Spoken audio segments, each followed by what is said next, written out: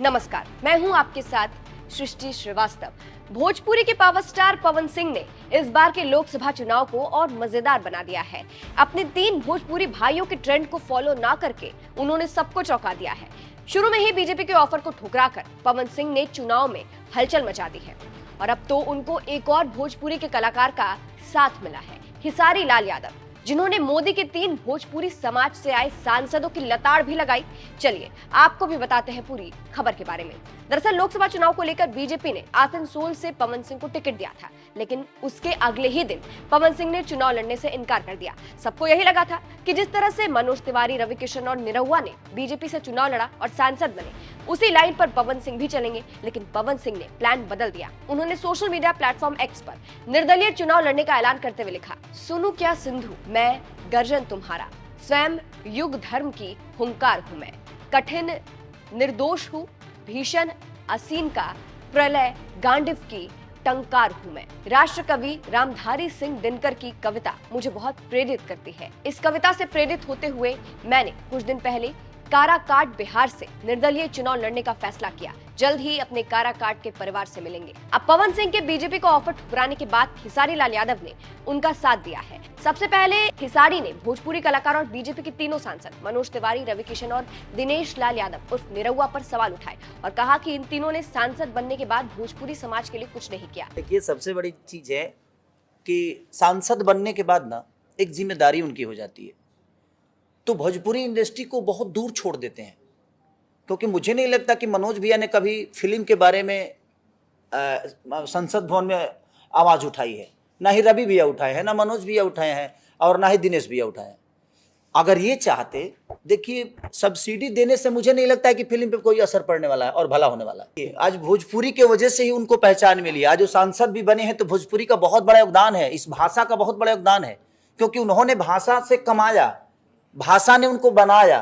तो मुझे लगता है कि जब आप उस जगह पे पहुंच गए तो आपका एक नेतृत्व बनता है और आपकी एक जिम्मेदारी भी बनती है कि जिस भाषा ने हमें बड़ा किया, उस भाषा को और बड़ा करने के लिए हमें क्या करना चाहिए, ताकि हमारी आने वाली पीढ़ी और बड़ा हो जाए, हमारी सिनेमा बड़ा हो जाए, हमारा प्रवेश बड़ा हो जाए, हम भी साउथ की तरह। क्योंकि साउथ में और हिंदी में थिएटर ज्यादा है, उनको थिएटर ज्यादा मिलता है, तो उनकी छोटी फिल्म भी बड़ी हो जाती है।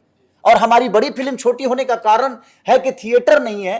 तो सुना आपने किस तरह से चुनावी मौसम में खेसारी ने मोदी के तीनों सांसदों को लताड़ लगाई। इसके अलावा उन्होंने पवन सिंह की तारीफ करते हुए उनका साथ देने की बात कही। खेसारी ने कहा, जो अभी चुनावी मैदान में मेरे एक और भाई उतरे हैं वो जीते, और जो इन तीनों ने नहीं किया वो करे। तो मेरा कहने का मतलब, मैं अपने तीनों भाइयों से प्रयास करता हूँ, और एक भाई फिर से जो मैदान में उतर गए हैं, ईश्वर करे कि मेरा भाई जल्दी से विजयी होके आए।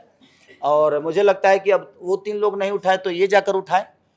तो मैं कोशिश सबके करूंगा कि आप लोग मेरे बड़े भाई हैं, और हीरो में मैं हूं, अभी मैं संभाल रहा हूं, तो आप लोग थोड़ा थिएटर बढ़वा दीजिए ताकि हम भी संभाल के चीजों को बड़ा करने की कोशिश करें। फिलहाल पवन सिंह ने कहा है कि वो जल्द ही काराकोट की धरती पर लोगों से मिलेंगे, यानी चुनाव के प्रचार में जल्द लगने वाले हैं। देखना होगा कि पवन सिंह यहां से बाजी मार पाते हैं या नहीं।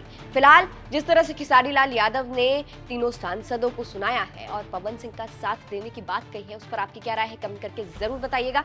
अंत में आपको सुनाते हैं खेसारी लाल यादव का पूरा बयान, सुनिए। ये सबसे बड़ी चीज है कि सांसद बनने के बाद ना एक जिम्मेदारी उनकी हो जाती है, तो भोजपुरी इंडस्ट्री को बहुत दूर छोड़ देते हैं। क्योंकि मुझे नहीं लगता कि मनोज भैया ने कभी फिल्म के बारे में संसद भवन में आवाज़ उठाई है, ना ही रवि भैया उठाए हैं, ना मनोज भैया उठाए हैं और ना ही दिनेश भैया उठाए हैं। अगर ये चाहते, देखिए, सब्सिडी देने से मुझे नहीं लगता है कि फिल्म पे कोई असर पड़ने वाला है और भला होने वाला है। ये तो सब्सिडी देकर कोई भी हीरो बन जाता है। यहाँ पे पर दूसरे हीरो बन के नाच रहा है, नाचने आता नहीं, 1 2 3 4 भी पता नहीं है उसको कि 1 2 3 4 के बाद नाचना भी है। और वो हीरो बन के एकदम स्मार्ट बन के बोला कि भाई अगर हम 1 करोड़ 80 लाख किसी हीरो को देंगे, उससे अच्छा है कि हम तो 1 करोड़ में 3 को फिल्म बना लेंगे, हम खुद हीरो बन जाते हैं। तो होता क्या है ना कि इंटरटेन पे असर पड़ता है उससे। एक आर्टिस्ट जैसे मीर भाई है, ये हमारे राज भैया है, तो इन लोगों के अंदर अगर ये पैसे लेते हैं ना, तो आप अगर 5% सीन लेके जाते हो ना, तो ये आपके सीन को 95% ऊपर करते हैं और उसको 100 कर देते हैं।